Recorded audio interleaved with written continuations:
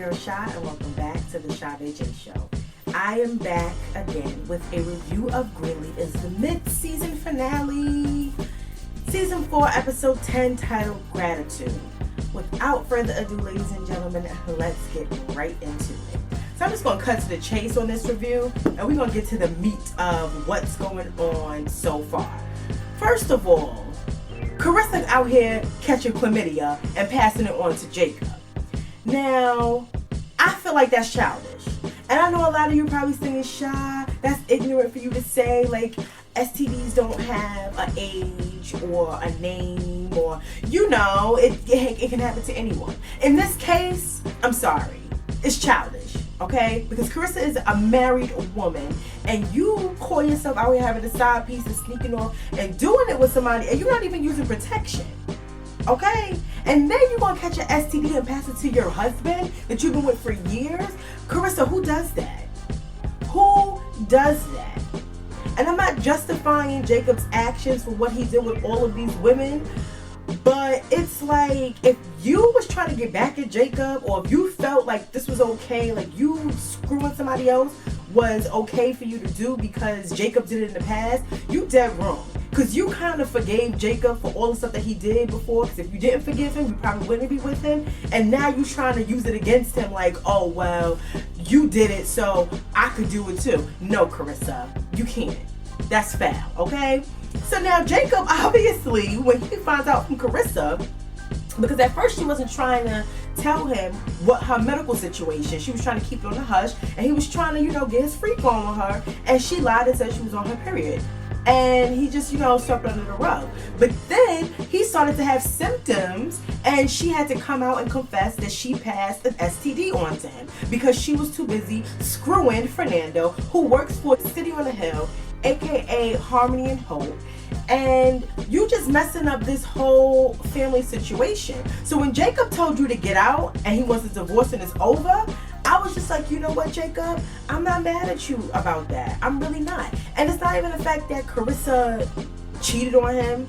It's the fact that she's doing too many like sneak stuff. Like, you just being sneaky. You being too sneaky, and you letting Fernando come in between you and the relationship that you have with your husband and the relationship that you have with his family. Because regardless of how you and May's relationship is now, without them, you would not be where you are today, okay? So that, obviously, y'all know, I'm happy that Jacob put his foot down and he's like, Karissa, it's over. So now, Fernando, she calls Fernando because remember last episode when Fernando called her up like, oh, I have some news for you about you possibly being able to own the house, right? So I guess Fernando pulls up these documents that it's like an original will for the Greenleaf household. So long story short, it appears that supposedly, this is Karissa's theory, that Bishop and Lady May had someone killed, or somebody had somebody killed who owned that house originally, and that's how Lady May and Bishop got the house. So technically it's not theirs. So she brought this information to Jacob, and basically they're gonna blackmail each other. Well, they're not blackmailing each other. He just told her it's over, and she's like, well, it's not over, and you need to look at this document because you need to figure out if this house really belongs to your parents or if they were lying to you this whole time, okay? AJ decides to turn himself in, and Grace is asking him, why do you have to leave? And he says, you don't get to know why. It just is. So here's my issue with AJ. First and foremost, Grace stepped down as head pastor because she wanted to support her son. She felt like the best thing that she should do, or that she needed to do in this given moment, was to help her son with whatever the situation is. Whether he did it or not, her job as a mother, and her, as she feels, is to be on his side, okay? So she steps down from the pulpit because he walks in, and she goes to, you know, console him or to figure out, okay, what made you come back now, okay? So, mind you, this is in the middle of service, okay? So imagine you at church, and your bishop or your first lady or your head pastor, whether they are male or female, they are getting ready to deliver a sermon. Something happens, something transpires, they walk off the pulpit, and that's it. And they tell you that they're not going to be the pastor of the church anymore. That's it, right? Okay, cool. Literally 30 seconds later, as AJ and Gigi are talking right outside of the sanctuary, the congregation they leave. And I mean, nobody's batting an eye. Everybody seems like they're in a good mood. Everybody seems like they forgot everything that just happened.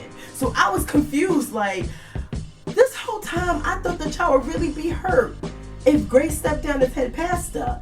Come to find out, y'all don't really care like that. I mean, they was just walking past Grace, like nobody said anything to her. It was as if nothing had happened, like service was let out like any other Sunday, okay?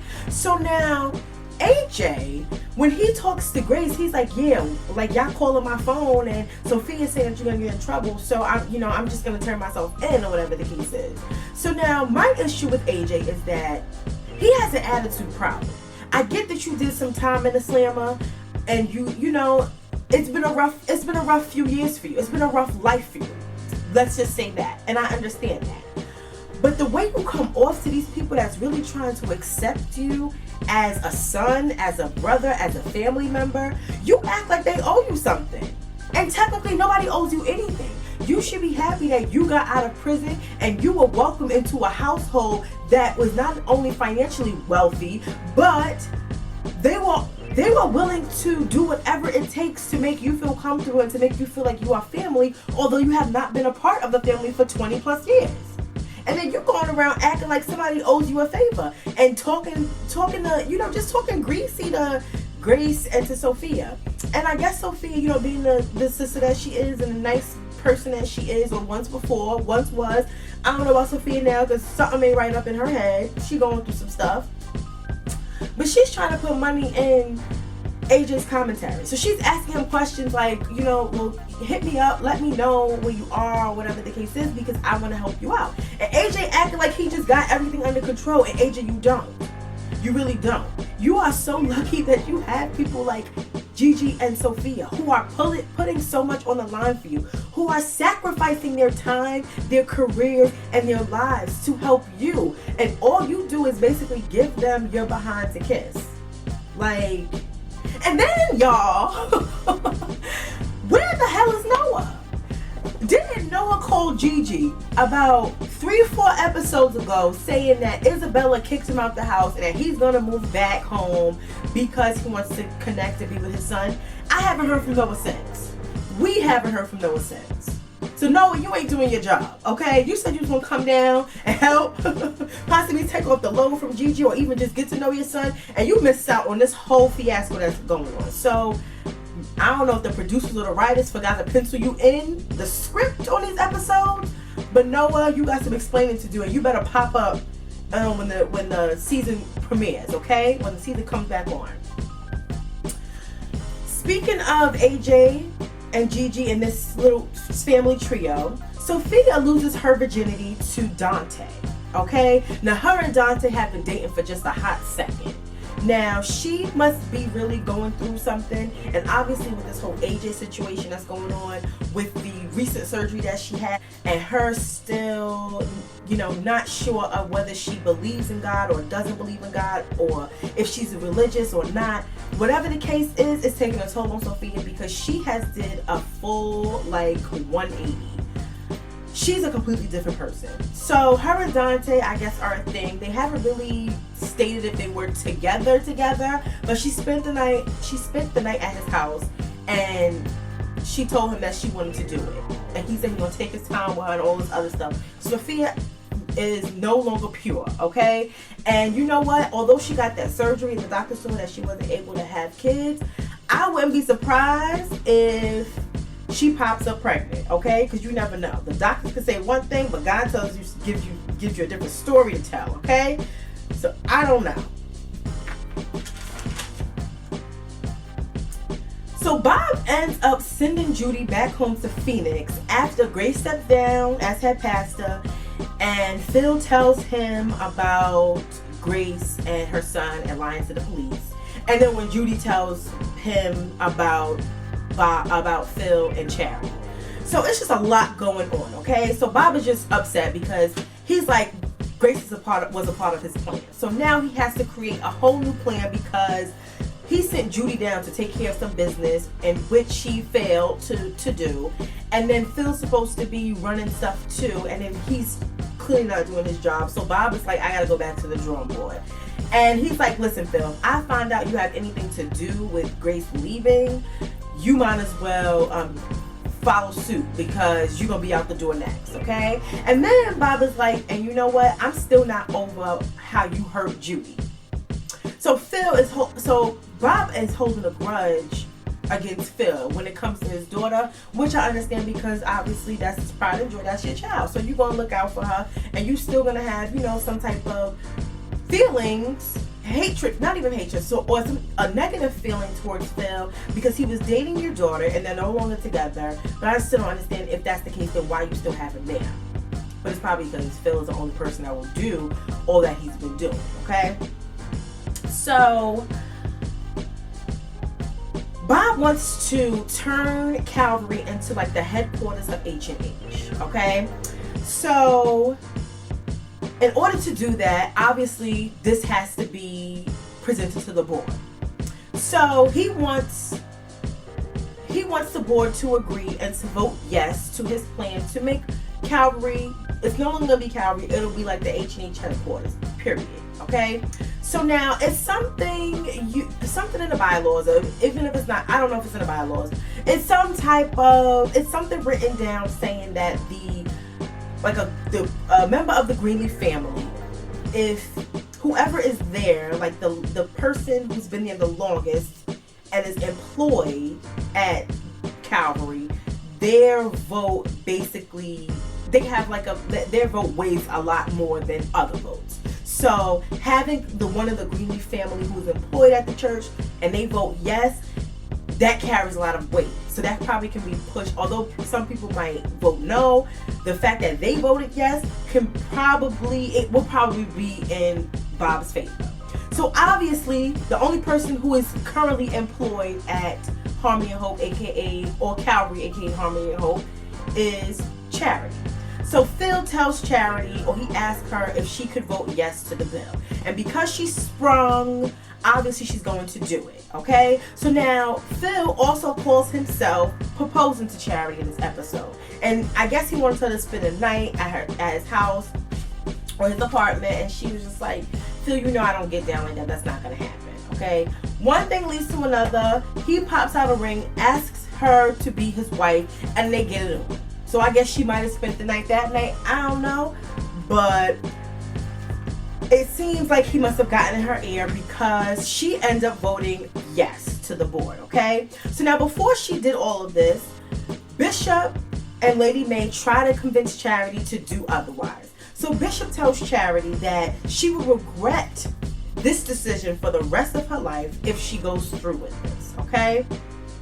Mae tells Charity that Phil is smart enough to make a fool out of her, and that's his genius. So Charity's sitting here walking around making it seem like Phil is just this smart guy because he writes all of Bob WHITemore's things and his sermon and his book. So she makes it seem like he's a genius. He has her feeling like he's the brains behind the whole Harmony Hope operation, okay? And Bob WHITemore's life and what he has to offer, what he produces, and what he brings to the table. So she thinks he's a genius. So Lady Mae is like, no. His genius is making a fool out of you. Now, all of this stuff that her parents are telling her, it doesn't faze her not one bit. I mean, while they're having the conversation and while they're expressing how much this would mean to them and to their family if she votes no, yes, you can tell that she has some sort of emotion. It's conflicting. Because you want to be happy and be with a guy that you think loves you, and you want to find love and happiness, but then at the same time you don't want to disappoint your parents, and you don't want to do anything to jeopardize all that your family has and cause them to lose everything that they worked so hard for.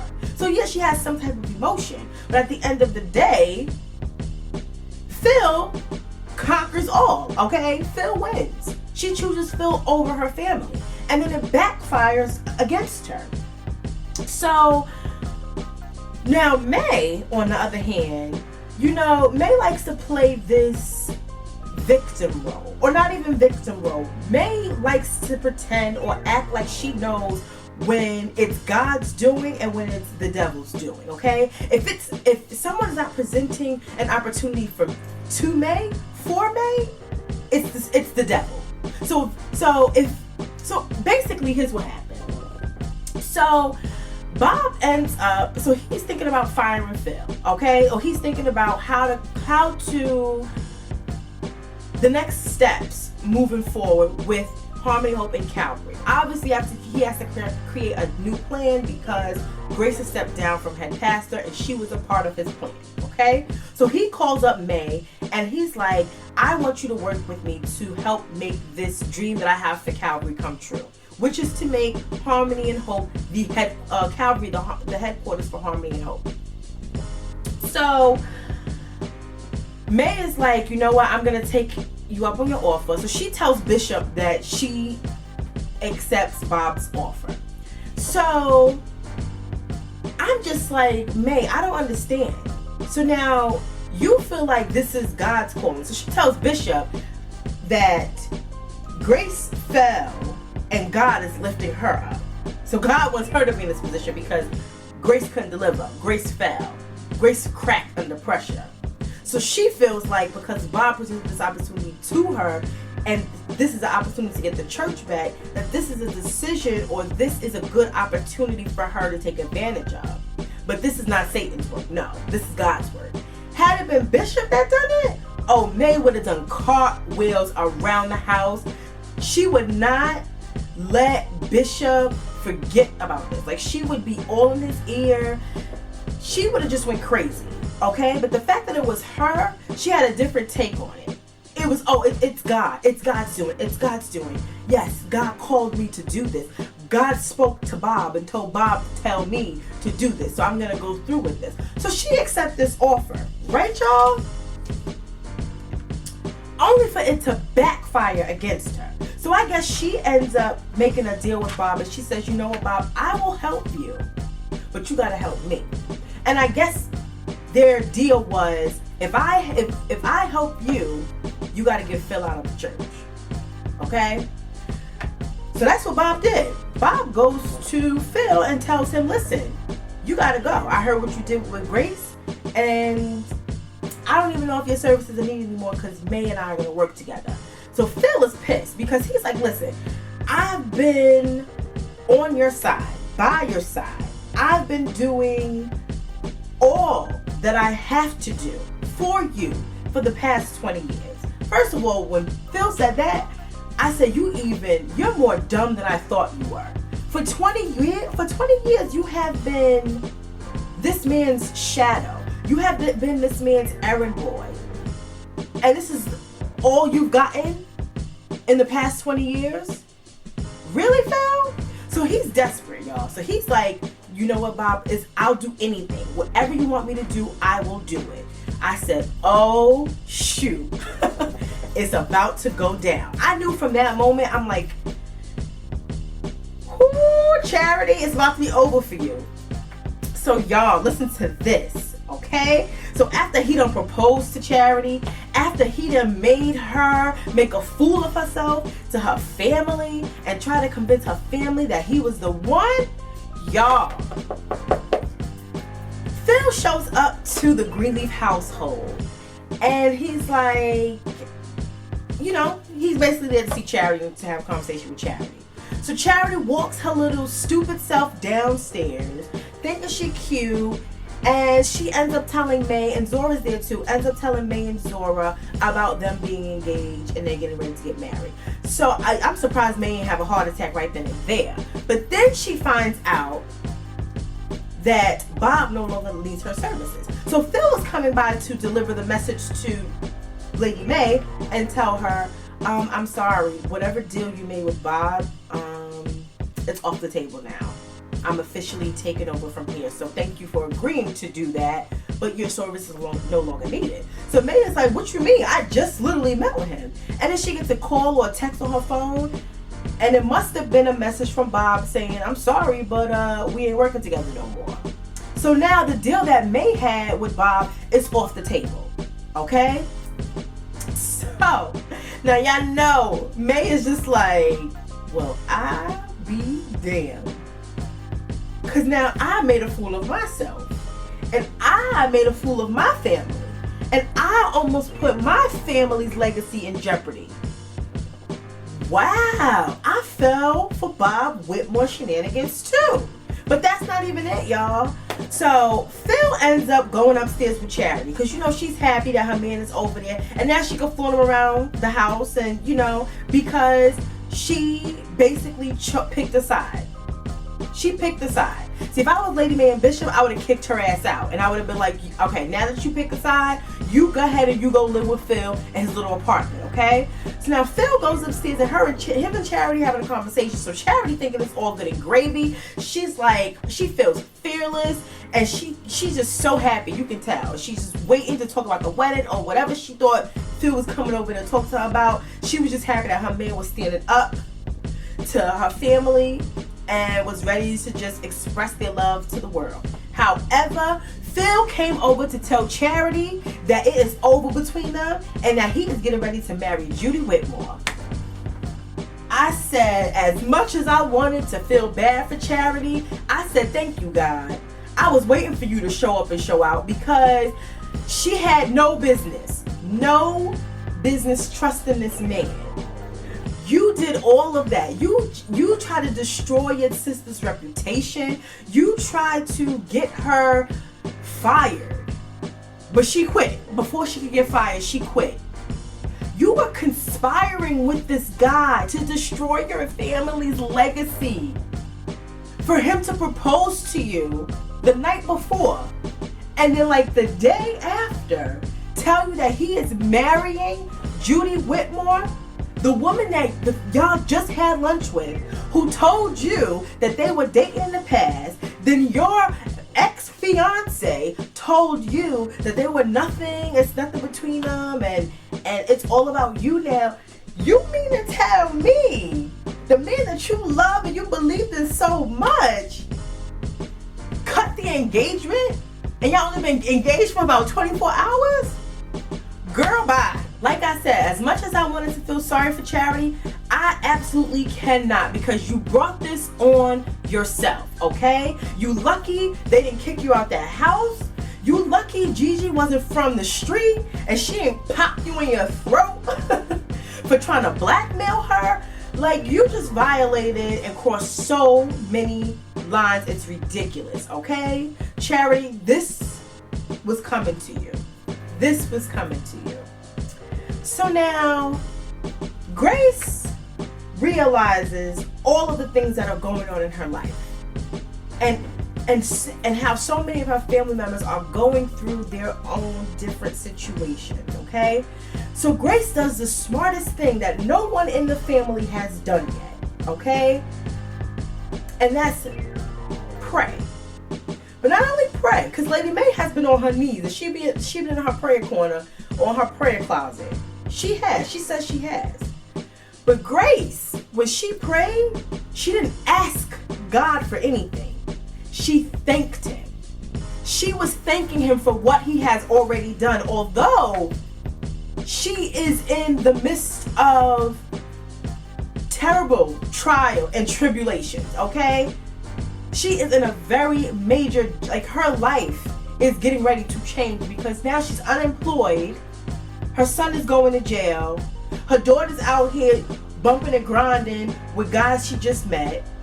Her family's legacy is pretty much going to be destroyed. Not to mention, y'all, they're planning to knock Calvary down, like knock the church down and start rebuilding within the next few days, okay? So it's really about to go to shambles. But Grace decides to thank God for not only what he's done for her, but she is thanking God for the different family members, those who tried to destroy her character, who tried to blackmail her, those who lied on her, or who are trying to cheat her out of her own money, steal from her. Like, Grace has done the smartest thing that anyone in the Greenleaf household could have done at this point. And she's thanking God for all of them. And she's praying for each and every one of them. In spite of what she is going through. So I'm like, you know what? I'm surprised Bishop or Lady Mae didn't think of this. Grace, as much as y'all want to hate Grace, as much as they want to despise Grace and feel like Grace is just destroying the family, Grace is the only person with sense. That's why she's always blessed. She's the only person with sense. She's the only person who's really, I feel like, true to what she believes in.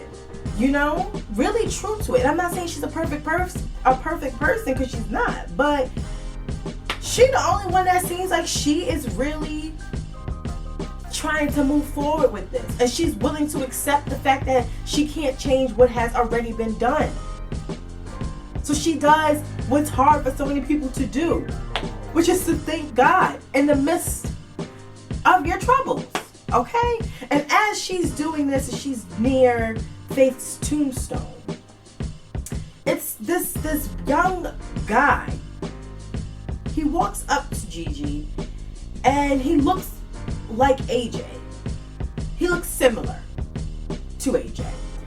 And he basically tells Grace, he asks her a couple of questions or whatever the case is, and she's like, well, how'd you get on this property? And he's like, oh, I mean, I just walked here. And he says, everything has an expiration date. Everything has an expiration date. And if this episode didn't teach us that lesson, I don't know what did. And then Grace gave him the directions to go on out of the house, go on out of, the land, find your way back on the main road, because it's where you belong. Now, I don't know if this might have been an angel. I don't know if this was just a coincidence, but it happened, okay? We're going to see what happens when the season returns. Because y'all know I love me some Greenleaf. I love me some Greenleaf. I'm going to be so sad waiting until 2020 for Greenleaf to come back on, because Greenleaf is just, I just love it so much. So I just want to say thank you to everyone who has enjoyed my Greenleaf reviews, who has liked, shared, commented, gave me a thumbs up. I really, really appreciate it. And I will be back in 2020 with more Greenleaf reviews. But have no fear, I'm reviewing some other shows as well, so be sure to stay tuned to my channel, because there are other shows that are just as good as Greenleaf that I will be reviewing, and hopefully you can get into it so that we can have conversations in the comment section under these videos.